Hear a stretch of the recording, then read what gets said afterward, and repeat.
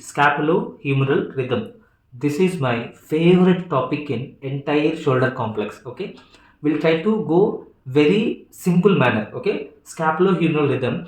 Usually we'll see if we say shoulder joint. If we say shoulder joint, it is nothing but the glenohumeral joint. If we say shoulder complex, it is the combination of scapulothoracic joint, acromioclavicular joint, sternoclavicular joint, and glenohumeral joint. So shoulder complex is nothing but the combination of these four joints. This scapulo-humeral rhythm will be done by the combination of all these four joints. So that's why this is also called as the integrated function of shoulder. Integration is nothing but together, mean all joints are becoming together to perform one activity, that is integration. This is also called as the integrated function of the shoulder complex. And one more point, this scapulo-humeral rhythm also called as the scapulo-humeral and clavicular rhythm.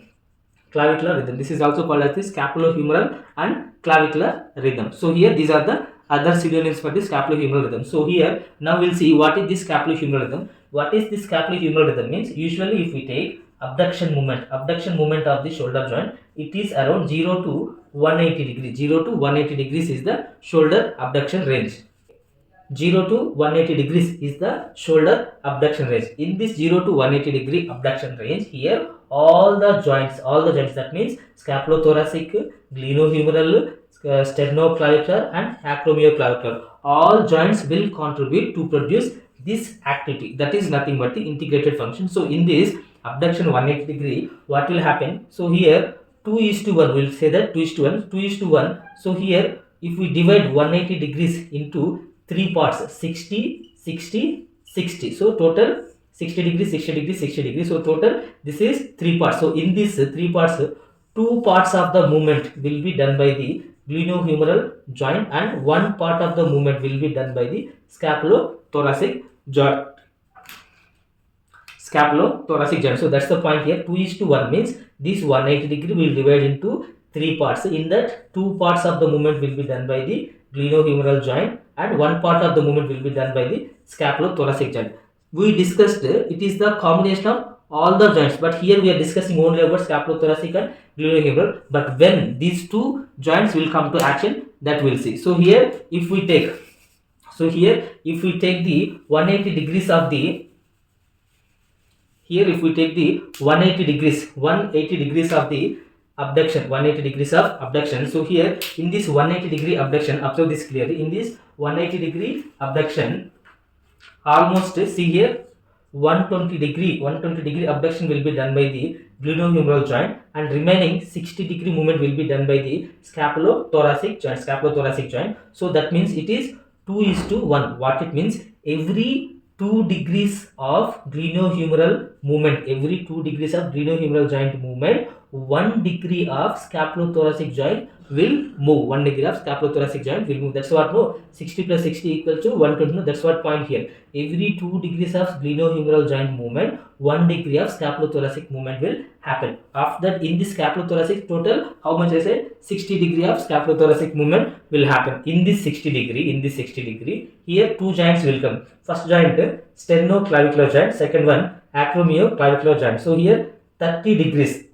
Here 60 degrees of the scapula upward rotation will happen. 60 degrees of scapula upward rotation will happen with this, along with the scapular rotation, in this 60 degrees only. Here 30 degrees of the sternoclavicular joint elevation will happen. 30 degrees of sternoclavicular joint elevation will happen. At the same time, here 30 degrees of the acromioclavicular joint upward rotation will happen. This is what we have to understand. Here if we take 180 degree abduction, in that 180 degree abduction, 120 degrees of abduction will be done by the glenohumeral joint, especially shoulder joint. Okay, shoulder joint will do. Remaining 60 degree will be done by the scapulothoracic joint. When scapulothoracic joint is doing this 60 degree, scapula will move upward rotation. Along with scapula, this 60 will be done by the 30 along with scapula, because of the movement of the, see here, 30 degree elevation of the sternoclavicular, 30 degree elevation of the upward rotation of the acromioclavicular. To understand this, see here, simple.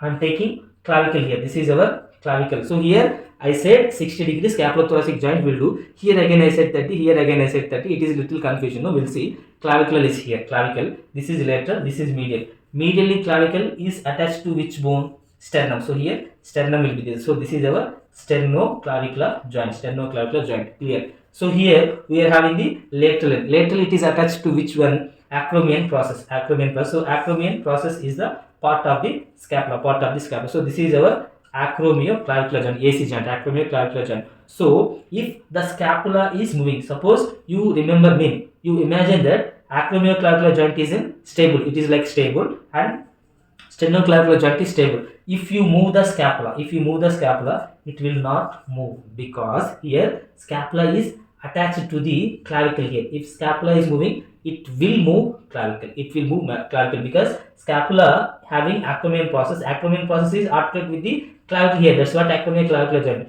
If the scapula is moving, pakka it will move clavicle. Suppose lateral side of the clavicle is moving, that means acromioclavicular joint, automatically it will move the medial side also, that is sternoclavicular joint. That's the point here. Scapulothoracic joint will do 60 degree. In this 60 degree scapula will move upward rotation. At the same time together sternoclavicular joint 30 degrees of elevation. Sternoclavicular joint 30 degrees of elevation with acromioclavicular joint 30 degrees of upward rotation.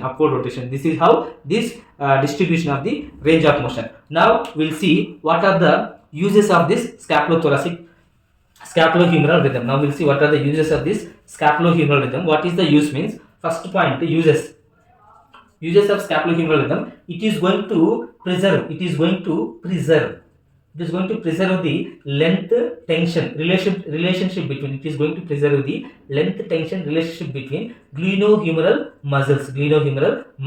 And second point, it is going to prevent the impingement. Impingement is nothing but, suppose if two structures are there, between these two now we'll see. Suppose if one structure is there, between these two structures, if some other structure is there, suppose this is one bone, between these two bones one muscle is there. Impingement means if these two bones are coming and compressing the muscle, that is impingement. So this scapulohumeral rhythm is going to prevent the impingement between the humerus and acromion process of scapula. And one more third point, it is going to make the abduction movement, otherwise elevation movement easy in the shoulder complex. So these are the uses of the glenohumeral rhythm. Now we'll see one crucial point. See here, glenohumeral rhythm we discussed, it is a 2:1. So that here, if we see here, this black color, what we are seeing, black color scapula is the resting scapula. So here blue color scapula is the moving scapula. When the glenohumeral joint is doing 120 degree of abduction, remaining 60 degree of abduction will be done by the movement of the scapula. So in this black resting position, blue is the moved position. Scapula moved upward rotation. So here scapula moved upward rotation because of the scapulothoracic joint. So here scapula will be stable on the thoracic bone. Thoracic means rib cage, so that here the scapulothoracic joint 60 degree of involvement and glenohumeral joint 120 degree of involvement. It is clear. So here now we'll see the main points. Here what are the phases? In which phases mean? Now we'll see the phases of the glenohumeral rhythm. Phase 1. So if we take phase 1, so in this phase 1, glenohumeral joint will move 30 degree of abduction. It will do 30 degree of abduction and scapula will be minimal movement. After that, clavicle, if we take clavicle, it is 0 to 15 degree of elevation. If we see glenohumeral here, 30 degree of abduction. Scapula meaning scapulothoracic joint. Here clavicle meaning, if you take clavicle, here one joint, here one joint. So clavicle means it is the combination of acromioclavicular and sternoclavicular joint. So this is phase 1. If we come to phase 2, so here what will happen? Glenohumeral joint will move further 30 degree.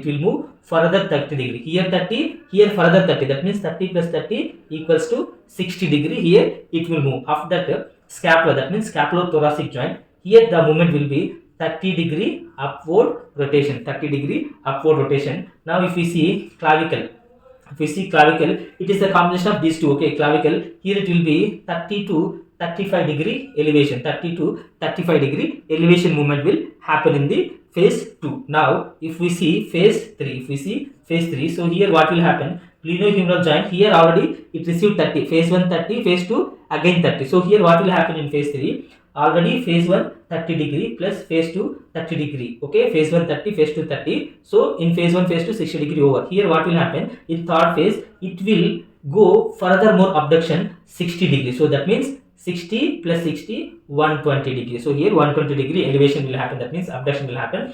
Then scapula, if we see scapula here already 30-degree, what will happen in this direction, mean in this phase 30-degree, and again further 30-degree upward rotation will happen. Total 60-degree upward rotation will happen. So here it is clear, 120 plus 60 equals to 180-degree abduction will get. Even though we are getting this, we discussed scapulothoracic joint is associated with the sternoclavicular and acromioclavicular. That is nothing but we discussed here. If we take clavicle, it is the common, it is having two joints, sternoclavicular and acromioclavicular. So here already we got 30 to 35 degrees. So here take it as 35 degrees. Remaining how many degrees it will receive? 25 degrees of the elevation. So that here 35 plus 25 60 degrees. So what is this 60 degree? It is not extra. It is not extra. This 60 degree of the clavicle movement will happen. This 60-degree of the clavicle movement will happen through these two joints, and it is going to happen through the scapulothoracic joint, so that these 60 degrees movements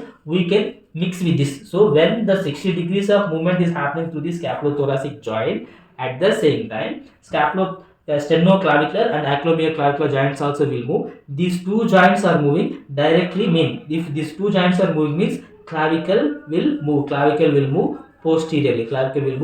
So because of the movement of the clavicle, scapulothoracic, glenohumeral, here complete we are getting the 180 degrees of the scapulohumeral rhythm. This is about the scapulohumeral rhythm and phases 1, 2 and 3. So if we see scapulohumeral rhythm, it is nothing but the abduction movement. So here final what we are saying in scapulohumeral rhythm, final, if we want to say one point about scapulohumeral rhythm, scapulohumeral rhythm, it is nothing but the combination of the two joint movements. First is glenohumeral joint and scapulothoracic joint. Here scapulothoracic joint, how it will move? Because of the acromioclavicular and sternoclavicular. Here total 180 degrees movement will be there. In that 120-degree movement will happen here, 60-degree movement will happen. In this 60, 30 will through this joint, 30 degrees through this joint. Okay, here we will say that it is a 2:1 because 180-degree if we divide into 3 parts, 60, 60, 60, 60, these are 3 parts.